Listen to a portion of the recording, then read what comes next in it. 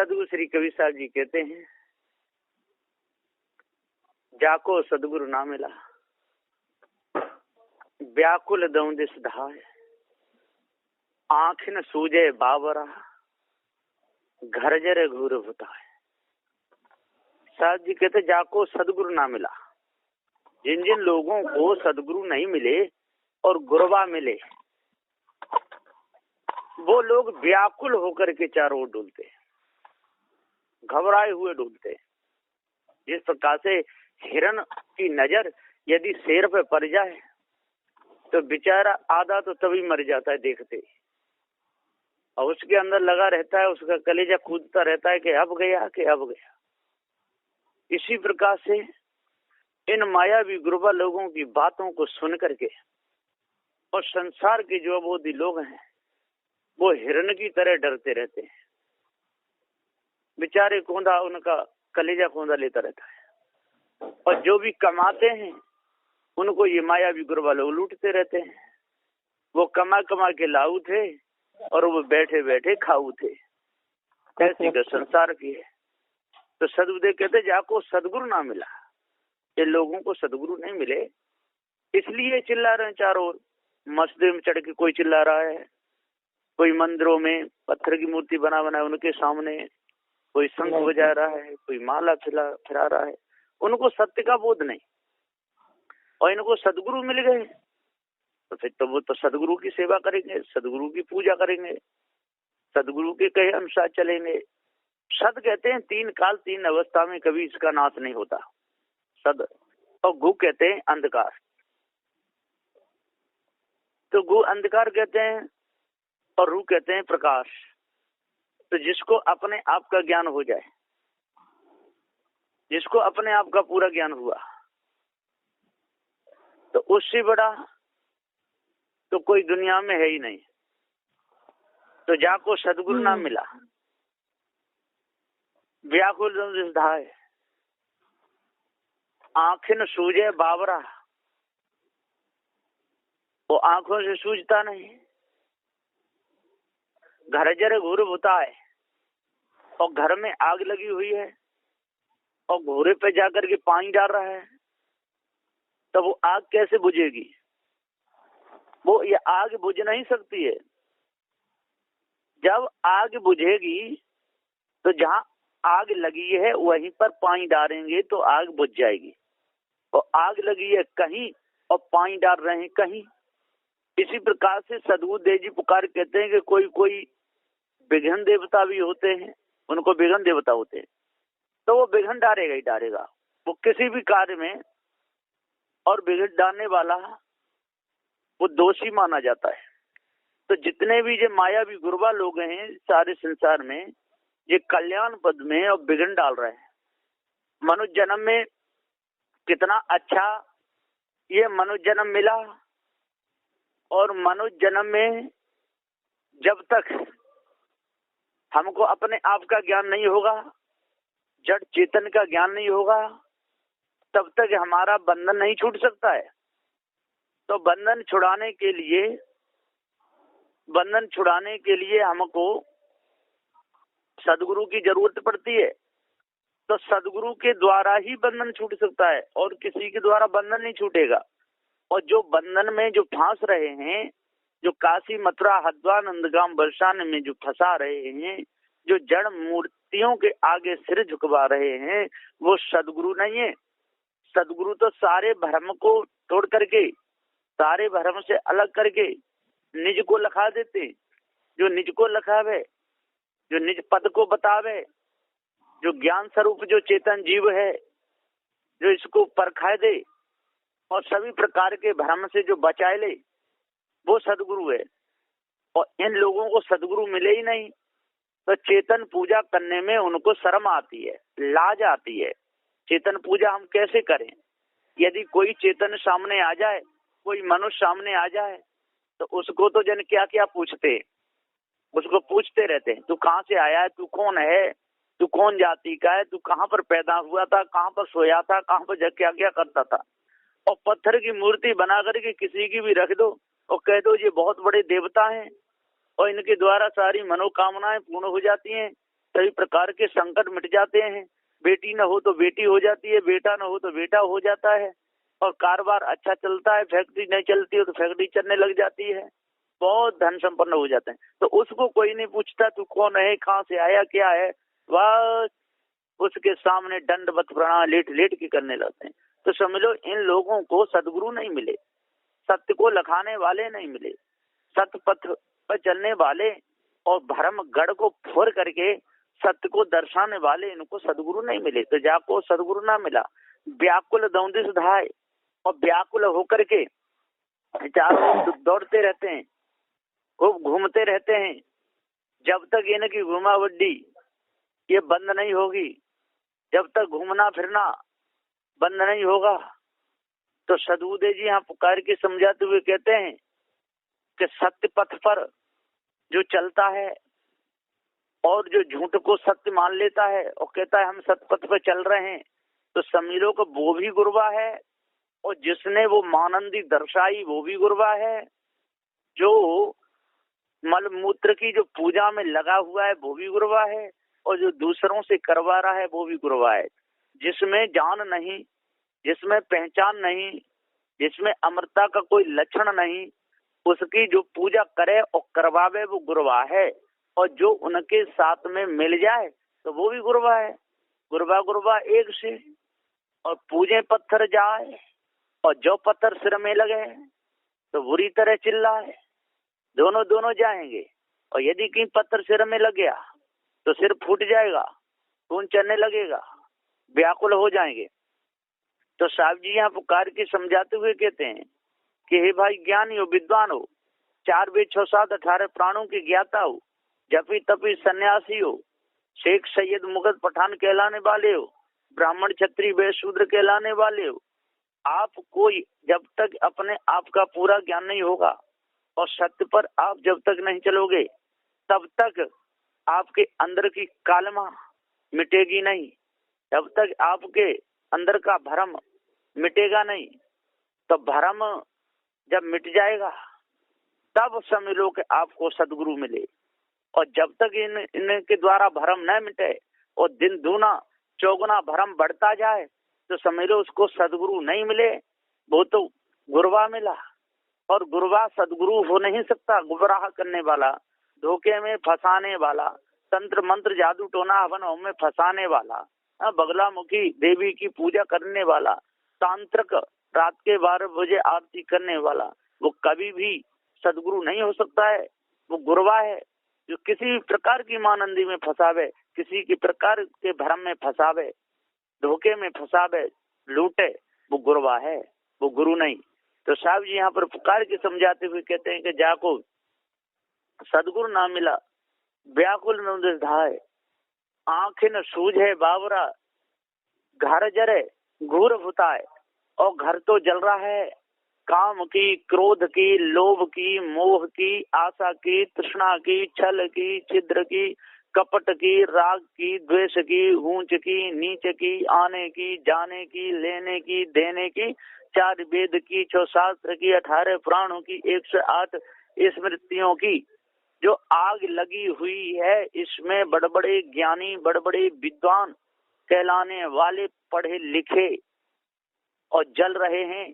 तो सदगुरुदेव जी यहाँ पर कहते हैं कि भैया आप लोगों को सदगुरु नहीं मिले, यदि सदगुरु मिल जाते तो आपको जड़ चेतन का ज्ञान हो जाता, तो आप एक ब्रह्म द्वितीयो नास्ति जो कहते हो ये भ्रम आपका मिट जाता। उसका अंश ये जीव है, और अंश जैसा कर्म करता है जैसा दंड भोगना पड़ता है। तो अंश तो वो ईश्वर का हुआ, और ईश्वर की प्रेरणा से सारे काम कर रहा है।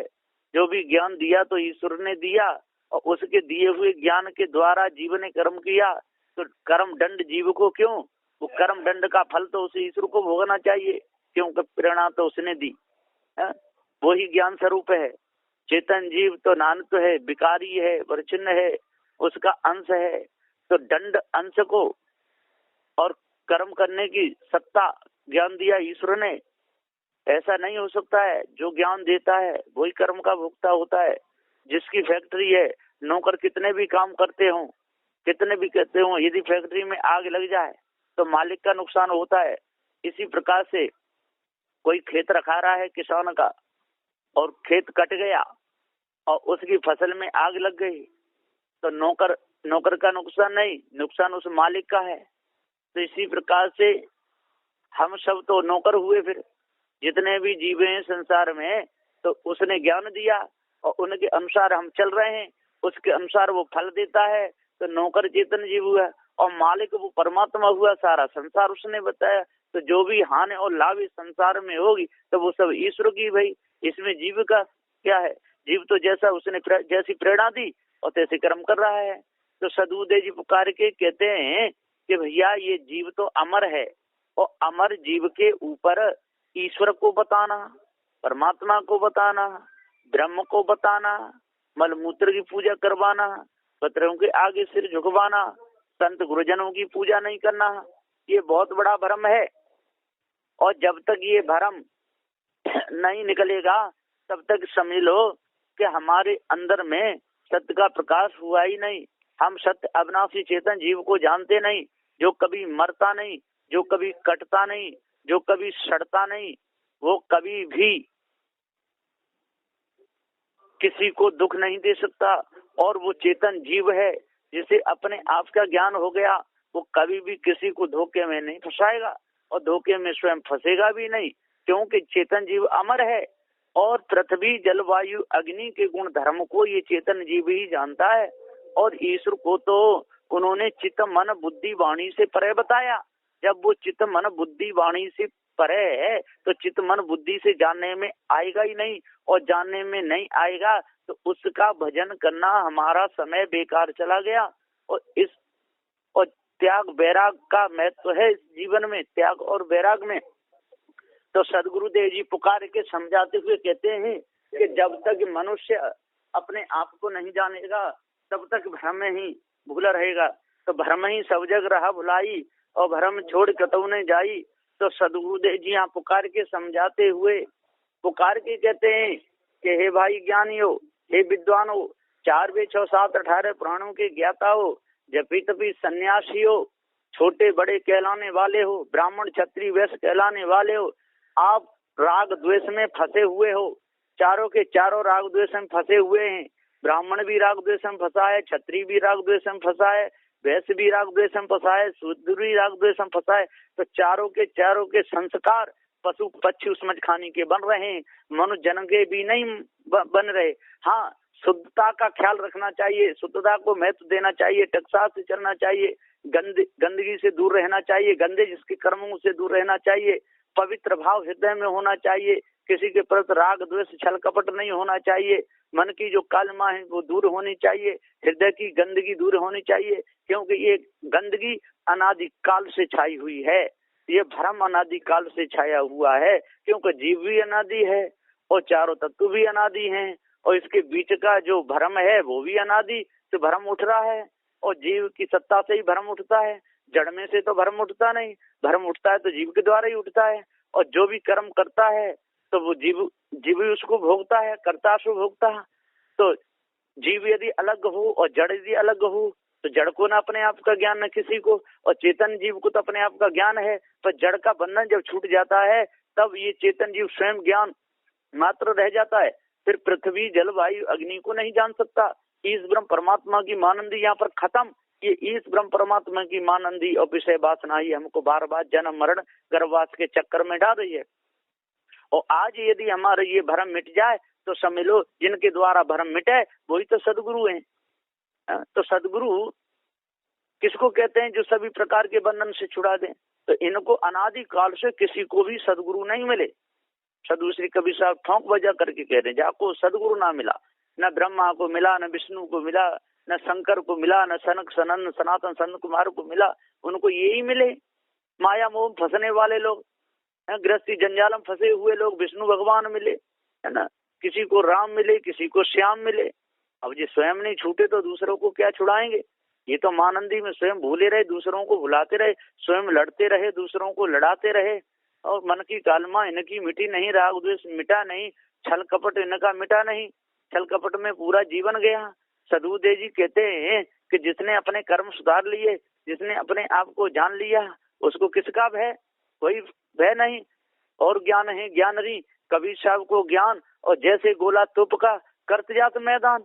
सदु श्री कबीर साहब के ज्ञान में जी ईश ब्रह्म परमात्मा देवी देवता तंत्र मंत्र जादू टोना हवन होम ये सब कुछ भी नहीं, ये सारा झूठा बीच बीच का खेल है। एक तरफ दृष्टा है, एक तरफ दृश्य है, और जो बीच की जो अवस्था है वही तो भ्रम है, जो दर्शन है वही तो भ्रम है। तो जिसका दर्शन करने जा रहे हैं वो वस्तु है, और जो दर्शन करने के लिए जा रहा है वो वस्तु है, और जो बीच की जो खाली जगह वो यह वस्तु है। तो इसी प्रकार से सदगुरुदेव जी पुकार के समझाते हुए कहते हैं कि जब तक हमको अपने आप का पूरा ज्ञान नहीं होगा तब तक हमको बंदर की तरह ये लोग नचाते रहेंगे। सारे संसार के जितने भी फंसने वाले लोग हैं सब ये कलंदर हैं, और उनके बीच में जो नाचने वाला है वही बंदर है। और जब तक अपने आप को नहीं जानेगा, भ्रम को नहीं परहेगा, तब तक बंदर ही बना रहेगा, और ये कलंदर बने हुए लोग सारे संसार में नचाते रहेंगे। तो सदगुरुदेव जी यहाँ पुकार के समझाते हुए कह रहे हैं कि हे भाई ज्ञानियों, इन लोगों को सदगुरु नहीं मिला, जाको सदगुरु ना मिला। जब सदगुरु नहीं मिला तभी तो नदी के चक्कर लगा रहा है, और सदगुरु मिल जाता तो नदी के चक्कर क्यों लगाता? पहाड़ पे चक्कर लगा रहा है, सदगुरु मिले ही नहीं, पत्थरों को पूज रहा है, दूध घी चढ़ा रहा है, रो रहा है उनके आगे, शिवलिंग को धो रहा है, सदगुरु नहीं मिले। सदगुरु मिलते तो घर में रहता तब भी अपने माता पिता की सेवा करता, उनकी आज्ञा का पालन करता, शुद्ध सावृत्ति से रहता। यदि त्याग वैराग में भी आता तो सदगुरु की सेवा करता, चाहे वो कोई भी हो, किसी भी मतपंथ सिद्धांत में चला जाए, चेतन पूजा करे तो वो सत्य है। यदि सन्यासी वेशक हो उसमें कोई दोष नहीं, पर सदगुरु की सेवा करे। अब मूर्तियों की पूजा, सन्यास धर्म में भी मूर्ति की पूजा नहीं, और झूठी मानंदी भी नहीं है। इधर जीव को भी ब्रह्म कहते हैं, और कहते जीव ब्रह्म में जाके लीन हो जाता है। कितना बड़ा इनका भ्रम है, और इस भ्रम को जब तक नहीं त्यागेंगे, जब तक इस भ्रम को दूर नहीं करेंगे, तब तक शांति कैसी मिलेगी।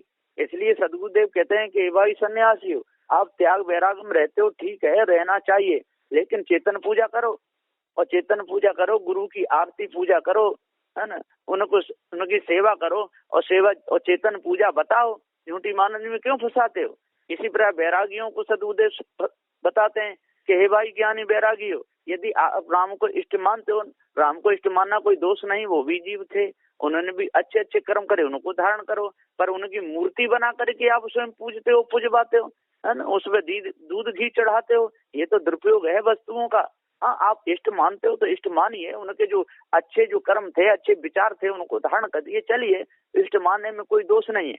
और कोई श्याम को, कृष्ण को इष्ट मानते हैं तो उन्होंने जो अच्छे काम किए, जो सहायता दी, ऐसे कर्म करना चाहिए। अब उन्होंने चीर चुराया तो चीर नीला लिख करके उनकी आप हंसी उड़ाते हो, वो गोपिकाओं के साथ में नाचते थे तो उनको उनकी हंसी उड़ाते हो। कैसी कैसी लोग हंसी उड़ा, इष्ट मानते हो तो शुद्ध रूप पवित्र रूप में मानो। कृष्ण को इष्ट मानना कोई दोष नहीं है, और उनकी मूर्ति भी है तो यादगारी के लिए लगाना कोई दोष नहीं है। राम की मूर्ति यादगारी के लिए लगाना कोई दोष नहीं है, यादगारी में देख सकते हो, बता सकते हो, ऐसे राम थे, ऐसे कृष्ण थे, ऐसे विष्णु थे, ऐसे शंकर थे, है ना, ऐसे वशिष्ठ मुनि थे, ऐसे विश्वामित्र थे, ऐसे श्रृंगी थे। यदि उनकी मूर्ति बना ली तो इसमें क्या दोष है? कोई दोष नहीं। लेकिन आप इतना बड़ा भ्रम फैला देते हो, वहां पर जात लगा देते हो, सारे संसार के लोग आ करके उनके सामने सिर पटकते हैं, जड़ाध्यासी हो जाते हैं, खाने पीने की चीज उनके सामने हाथ जोड़ करके खड़े रहते हैं, और चेतन पूजा भूल जाते हैं, माता पिता की पूजा भूल जाते हैं, संत गुरुजनों की पूजा भूल जाते हैं, और धोखे में अपने पूरे समय को बर्बाद कर देते हैं। इसलिए भाई समय का सदुपयोग करो, अपने आप को जानो, और महापुरुषों ने जो अच्छे काम किए उनको अपने हृदय में धारण करो, उस भाव से इष्ट मानो, लेकिन उनकी दुर्दशा मत करो, है ना। उनकी मूर्ति बना बना करके उसको पूज करके आप क्यों उनकी हंसी उड़ा रहे हो? पत्थर की पूजा कर रहे हो और कह रहे हो राम की पूजा कर रहे हैं। नहीं, हमारे अंदर राम का भाव छिपा हुआ है, नहीं, वो पत्थर की ही पूजा है, राम का नहीं। जब राम का भाव आपके अंदर छिपा हुआ है तो बाहर पत्थर पूजा करने की क्या जरूरत है? श्याम का भाव आपके अंदर छिपा हुआ है तो बाहर पत्थर पूजा करने की क्या जरूरत है? अरे सदगुरु श्री कबीर साहब का जो ज्ञान है, जो भव से छुड़ाने का है और सबके हित का है, वो किसी भी मत का हो, किसी भी पंथ का हो, किसी भी जाति का हो, कैसा भी हो, चाहे गरीब हो या अमीर हो, राजा हो, कैसा भी हो, सदगुरु श्री कबीर साहब तो सबको भव से छुड़ाने का उपदेश दे रहे हैं। यदि इस निर्णय को कोई हृदय में धारण करेगा तो वो जड़ाध्यास से बच जाएगा, चाहे वो नर हो या नारी। तो इसलिए जल्दी से जल्दी आप सदगुरु की खोज करो और पहचान करो, और मायावी गुरबा लोगों के जाल से बचो। या को सदगुरु ना मिला, इन लोगों को तो सदगुरु मिला नहीं, ये तो भटके हुए चले आए और भटक रहे हैं। जो खानी बानी में जो चिपका हुआ है, जो बधा हुआ है, उस जाल को छोड़ना नहीं चाहता और उसमें ही पग पग करके मरना चाहता है, तो उसे सदगुरु कहाँ मिला?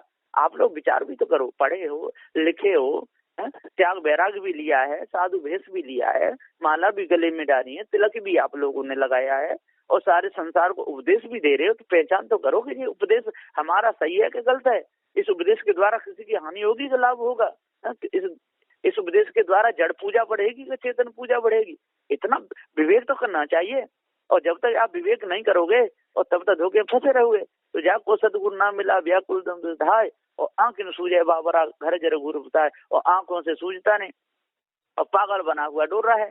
आग तो घर में लगी हुई है और पानी घूरे पे डाल रहा है, तब तक नहीं बुझेगी। प्यास लगी हो आपको और लोटा भर के डाल दो किसी पत्थर की मूर्ति पर, तो प्यास नहीं बुझेगी। पानी स्वयं पियोगे तभी प्यास बुझेगी। इसलिए अपने कर्म स्वयं सुधारोगे तब आप मुक्त होगे। और दूसरों ने जो कर्म किए, दूसरों ने जैसे कर्म किया उनका व्याख्यान करते रहो, उसकी व्याख्या करते रहो और संसार में डोलते रहो राम श्याम गुण का। अरे उनके कर्म उनके साथ, उनकी करनी उनके साथ, उनकी भरनी उनके साथ, उन्होंने अपना हृदय पवित्र किया तो उनका हुआ, आपका कैसे हुआ? आपका हृदय तो आपके कर्मों से होगा। चोरी हिंसा विचार को त्याग दो, ईर्ष्या क्रोध मान छल को त्याग दो, गाली निंदा झूठ को त्याग दो और अष्ट महासद्गुणों को अपने हृदय में धारण करो, तब आपका उद्धार कल्याण होगा, अंतःकरण पवित्र होगा और शुद्ध आपका पवित्र हृदय हो जाएगा। तो देखे सुने भोगे के जो संस्कार हैं वो अच्छे ही उसमें टिकेंगे और गंदे टिकेंगे नहीं। क्यों? कि गंदे कर्म आप करोगे ही नहीं, बुरे कर्म करोगे ही नहीं, जड़ाध्यास में फंसोगे नहीं, चोरी हिंसा विचार में फंसोगे ही नहीं, तो फिर अंदर गंदगी आने का कोई सवाल ही नहीं है। इसलिए सत्य विचार शील दया धैर्य विवेक वैराग्य गुरु भक्ति से काम लो और झूठी मानंदी को त्याग दो, तब पूर्ण शांति मिलेगी। नहीं तो मिथ्या धोखे में जीवन चला जाएगा। बस इन्हीं वचनों के साथ मैं अपनी वाणी को विराम देता हूँ। बोलिए श्री सद्गुरुदेव की जय।